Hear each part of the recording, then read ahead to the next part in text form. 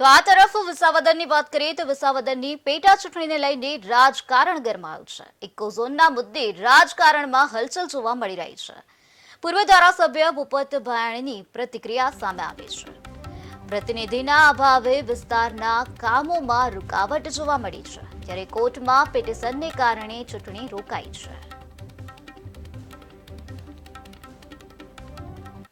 ભેસાણ અને જૂનાગઢ ગ્રામ્યની જનતા હાલ પ્રતિનિધિત્વ ઝંખી રહી છે, પોતાનો ધારાસભ્ય ઝંખી રહી છે। અમારા વિસ્તારમાં ખાસ કરીને રોડ રસ્તાના પ્રશ્નો ખૂબ જ વિકટ બન્યા છે। તમામ રસ્તાઓ ખખડધજ હાલતમાં છે। સાથે સાથે ખેડૂતોને લગતા મુદ્દાઓ જેમ કે સિંચાઈના મુદ્દાઓ છે।